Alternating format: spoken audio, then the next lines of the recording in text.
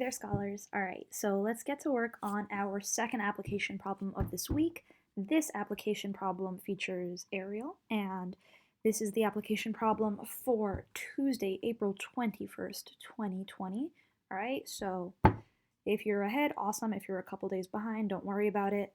As always, please, please, please, please, please, please, please try on your own first. If you don't try on your own first, you're never going to know what you can do. Of course, I'm here to help you. Of course, Miss Andrea will be here to help you. Of course, you can talk to friends, to family, but I would love to see, and none of that is bad, but I would love to see you first try on your own, okay? And then go from there, because you're gonna be surprised by what you can do when you push yourself, all right? So let's get right to work, shall we? All right. So in this application problem, in this story, Ariel has a $10 gift certificate given to her by her father to her local beauty shop. So she wants to buy some shampoo, keep that hair all nice, right? And she buys it for $2.20. She uses the rest of the gift card to buy nail polish that cost 60 cents each. And the question that we are answering today is, how many nail polishes can Ariel buy? So I want to think about, what is this problem telling me, right? Think about it as a story. Imagine Ariel walks into this beauty shop. She goes, I've got this $10 gift certificate, and I know for sure I want to buy this shampoo. And the person says, well, that shampoo is going to cost you $2.20. And she's like, that's fine. My gift certificate is $10. And she's like, I'm going to use the rest of it to buy nail polish. And the person's like, oh, cool. Well, our nail polishes are 60 cents each.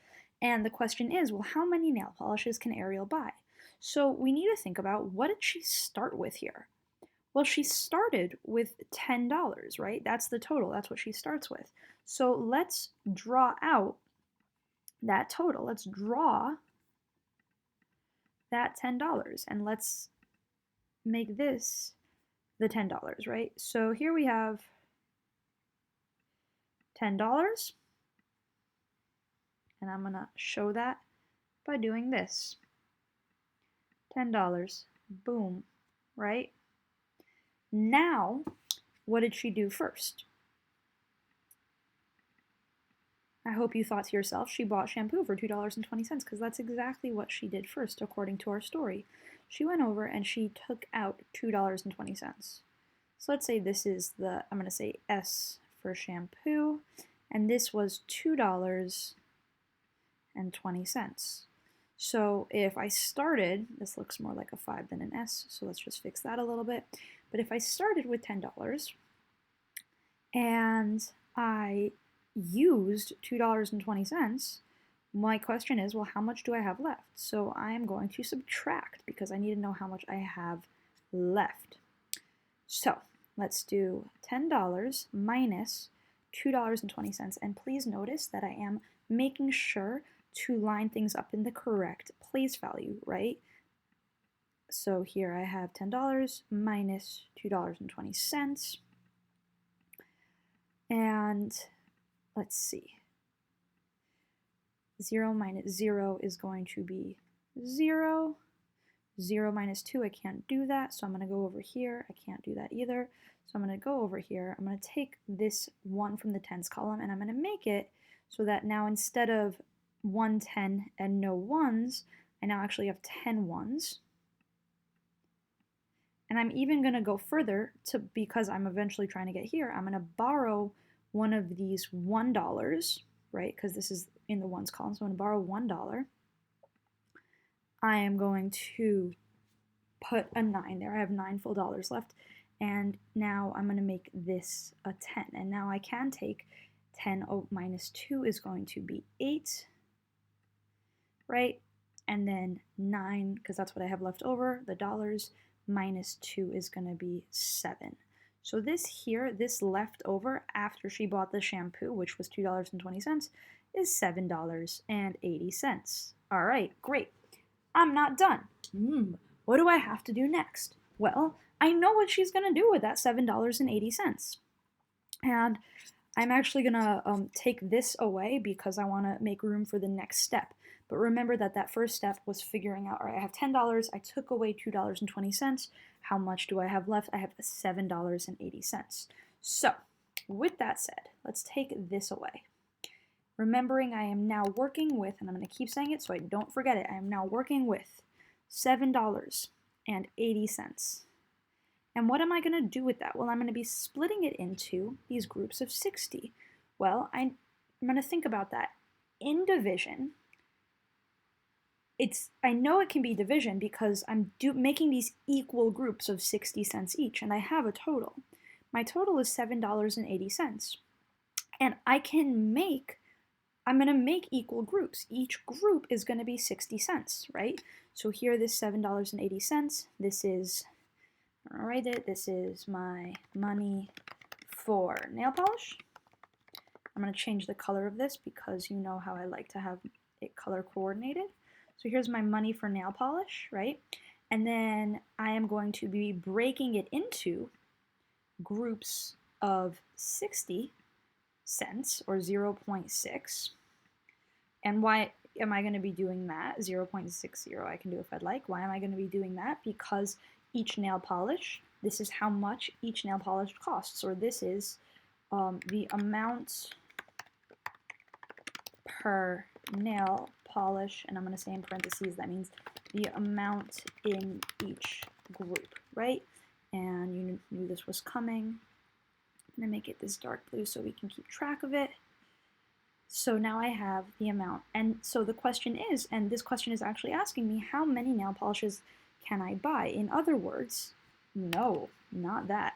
In other words, how many nail polishes can I buy? How many, or can Ariel buy? Sorry, Ariel. How many groups can I get? So it's going to equal some amount. And this is what I want to figure out. What is this amount? So if you haven't seen this yet, please go back to last week's video. We're going to work on how we are going to multiply. What's going on here? I chose the wrong box, that's why. We are going to, I said multiply, I meant we're going to divide 780 into 60 cents, or 0.60. Sorry for the pause there. I like to pause for dramatic effect, you know. 0.60, and you know where I'm getting this from. Here's the 780, here's the 60 cents. And if you didn't watch this video last week, please do. I'm not going to go over it again right here, but remember that I can multiply anything by 1, and also 10 over 10 is the same as 1, because if I have a cake cut into 10 pieces and I eat all 10 of them, I ate a whole cake. There's no fooling myself on that one, right? So I'm going to multiply this by 10 over 10, and the reason that I'm going to multiply this by 10 over 10 is because it's going to give me friendlier numbers. It is going to take each one of these, and it's going to move it one over on the place value chart. If I imagine my place value chart, right, and when I multiply by 10, we know that each number goes over 1. So this 7 is going to go into the tens column, this 8 is going to go into the ones column, this 0 is going to go over here, and same with this. And so what happens there is now I have, let me do it in a different color, sorry. I'm going to have, when I multiplied it by 10, I'm going to end up with 78 because each of these moved over 1, right? And if I wanted, I can put the 0 here, but it doesn't matter. And I am going to do the same with my 60 cents. Each thing moved over 1, and now this 6 is in the ones column. So it's going to be 78 divided by 6. And if I do 78 divided by 6, that's so much more comfortable for me than doing it with decimals. So now I can do 78 divided by 6, and I can do that. I'm going to actually use standard algorithm so we get some practice in that.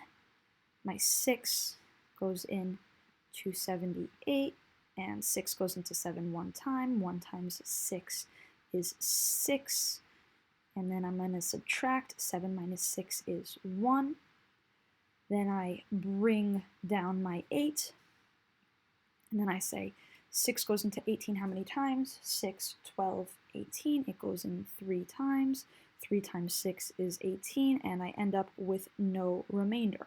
So 78 over 6 is 13, which means that if I had $7.80 and each nail polish cost 60 cents, or if I had $78 and each nail polish cost $6, I would be able to buy 13 nail polishes, which is what Ariel was looking for in the end. And that is how I solve this application problem. All right, scholars, I hope that was helpful. I miss you very, very much.